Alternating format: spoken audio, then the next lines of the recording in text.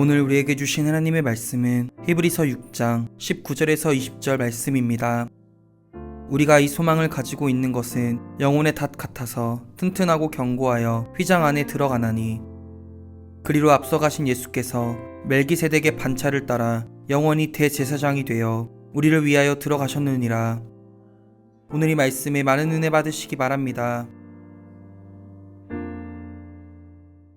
2016년 4월 7일에 우리나라의 영화 한 편이 개봉되었는데요.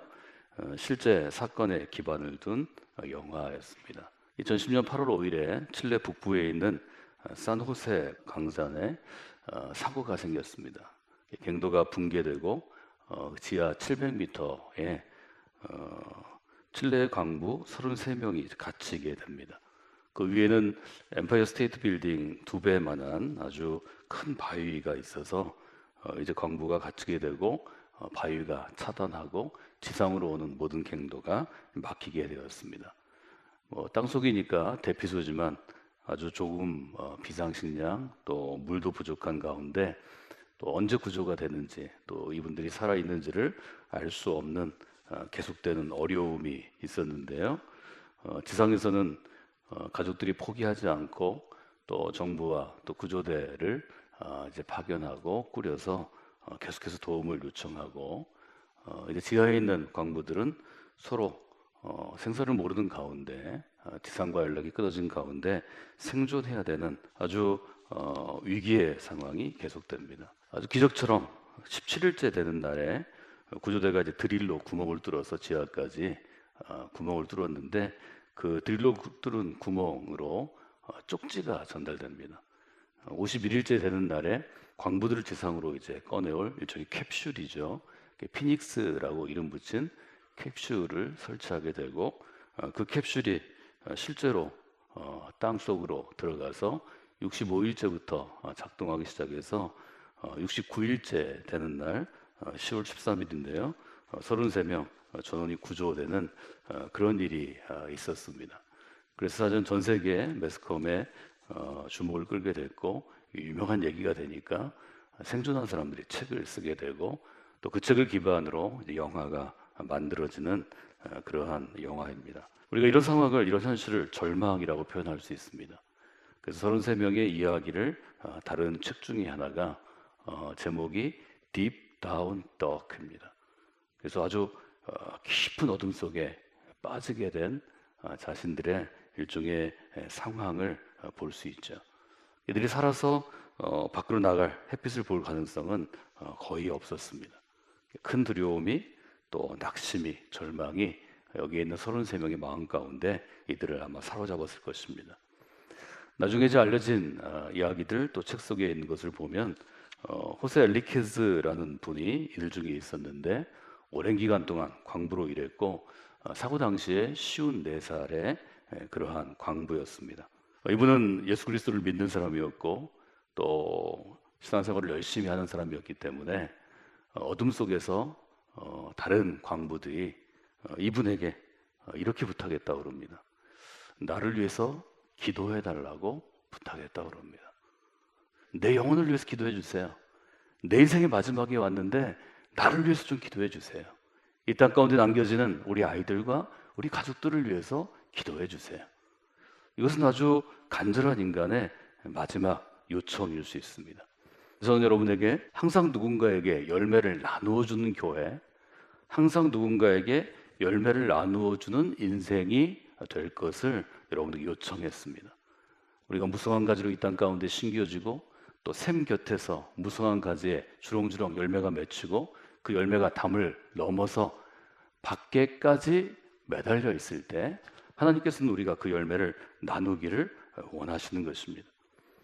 이 호세 엘리케즈라는 분은 이 요청에 대해서 내가 기도해 주겠다고 그렇게 얘기하고 근데 한 가지 조건이 있다고 얘기했답니다. 내가 기도해 줄 터인데 나처럼 무릎을 꿇고 좀 그리스도를 향해서 하나님을 향해서 간절한 마음으로 좀 두 손을 잡고 같이 기도하자고 이렇게 요청하자 그를 중심으로 사람들이 둥그렇게 원을 그리고 함께 무릎을 꿇고 기도했다는 거죠. 이분은 이렇게 기도했다고 그래요. 하나님, 우리는 생각보다 착한 사람들은 아닙니다. 선한 사람들은 아닙니다. 그러나 주님께서 우리를 불쌍히 여겨주시기를 원합니다. 우리는 죄 있는 사람들입니다. 주님께서 이 상황 가운데 우리를 좀 우리의 생명과 또 우리의 남겨진 가족들을 책임져 주시기를 원합니다. 지금 이런 상황 가운데서 이 한 광부는 우리가 지금 절망 가운데 처해 있지만 이 절망 속에서 우리가 붙잡을 수 있는 생명의 줄은 하나님이시라는 점을 아주 분명하게 증거하고 또 주변에 있는 죽음을 앞둔 동료들과 함께 나누었다는 거죠. 이런 상황에서 누가 우리에게 소망이 되고 희망이 되어 주시나요? 성경은 아주 분명하게 이런 절망적인 상황에서 하나님만이 우리의 유일한 희망이 되어 주신다고 고백합니다.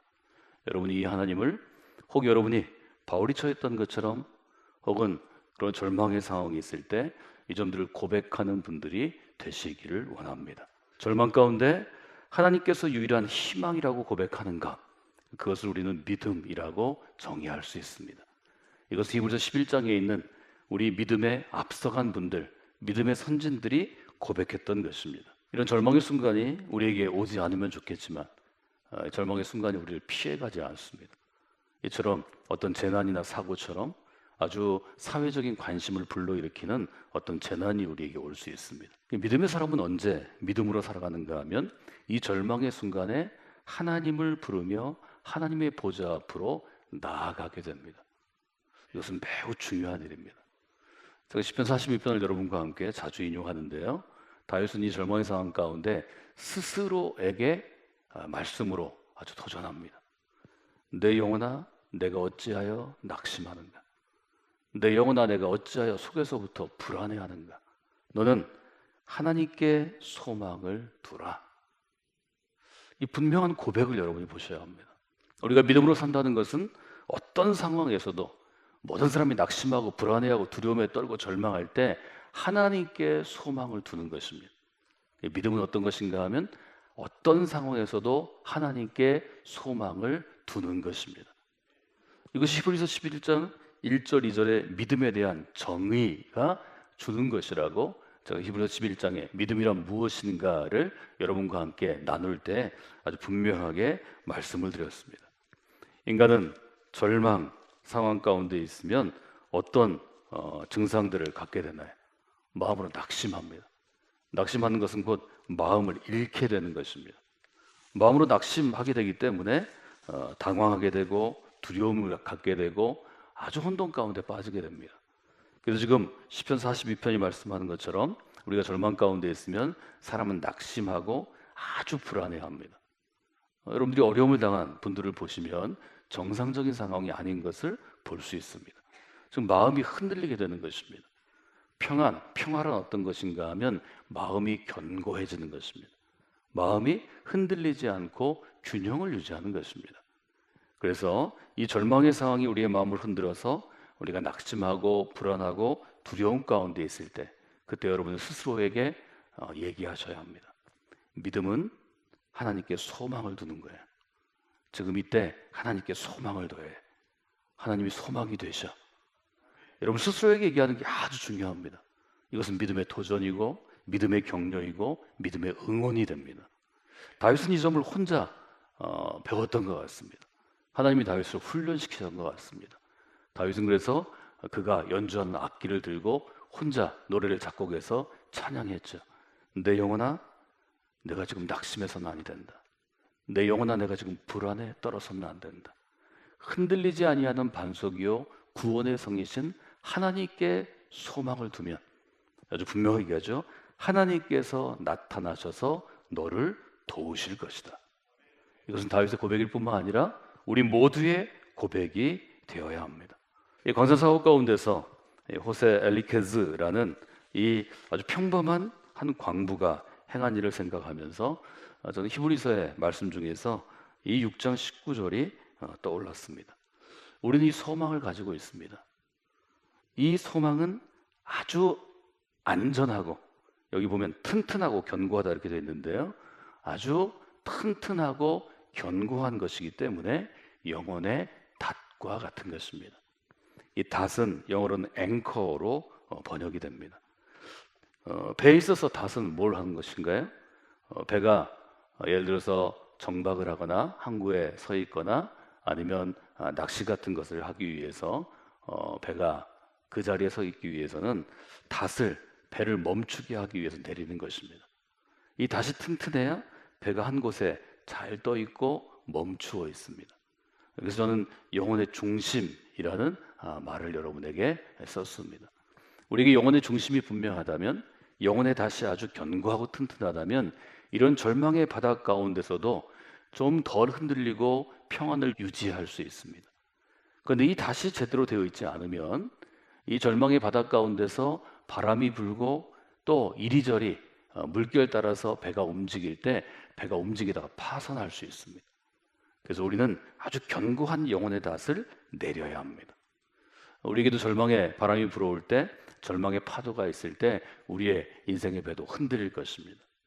그때 이 영혼의 닷을 견고하게 예수 그리스도에게 두면, 예수 그리스도께서 우리의 영혼의 중심, 영혼의 닷이 되시면 우리가 이 절망 가운데서도 이겨낼 수 있다는 것을 여러분이 마음 가운데 고백하시는 게 중요합니다. 여러분의 인생이 이 영혼의 닷 가운데 견고하고 튼튼하게 흔들리지 않으면 똑같은 상황을 당해서 흔들리는 영혼들이 여러분에게 도움을 요청하게 되어 있습니다. 저를 좀 도와주세요. 저를 위해 기도해 주세요. 제가 지금 이 절망 가운데 있는데 나는 어떻게 해야 될까요? 그때 여러분들이 그 영혼의 닷을 내려 흔들리지 않는 배가 되도록 도울 수 있습니다. 여러분, 영혼의 닷이 제대로 되어 있지 않아서 흔들리는 영혼들이 성관계 믿음의 공동체 가운데 영혼의 닷을 아주 깊게 내리는 그러한 영혼들로 설 수 있도록 여러분들이 기도해 주시고 그런 교회 공동체를 만들어가면 좋겠습니다. 여러분의 영혼도 마찬가지입니다. 영혼의 닷이 흔들리는 사람을 위해서 영혼의 닷이 견고하게 되도록 돕는 손길이 되어야 합니다. 여러분, 히브리서 저희가 함께 읽은 6장 19절을 다시 한번 읽도록 하겠습니다. 우리가 이 소망을 가지고 있는 것은 영혼의 닷 같아서 튼튼하고 견고하여 휘장 안에 들어가나니. 요즘의 번역, 새 번역으로 다시 한번 읽어보죠. 우리에게는 이 소망이 있으니 그것은 안전하고 확실한 영혼의 닷과 같아서 휘장 안에까지 들어가게 해줍니다. 사랑하는 여러분, 우리가 소망이 되신 하나님께서 우리의 삶을 붙잡아 주시는 것이 배를 흔들리지 않게 잡아주는 영혼의 닷과 같은 것입니다. 여러분들이 그 점들을 아주 분명하게 체험하시는 분들이 되시기를 원합니다. 믿음은 어떤 상황에서도 하나님께 소망을 두는 것입니다. 하나님께 도움을 요청하는 것입니다. 그러면 하나님께서 하나님의 때에 하나님의 길로 우리와 함께해 주시는 것입니다. 여러분이 귀한 믿음의 체험을 성령께 믿음의 공동체 가운데 하시는 분들이 되시기를 주님의 이름으로 축원해 드립니다.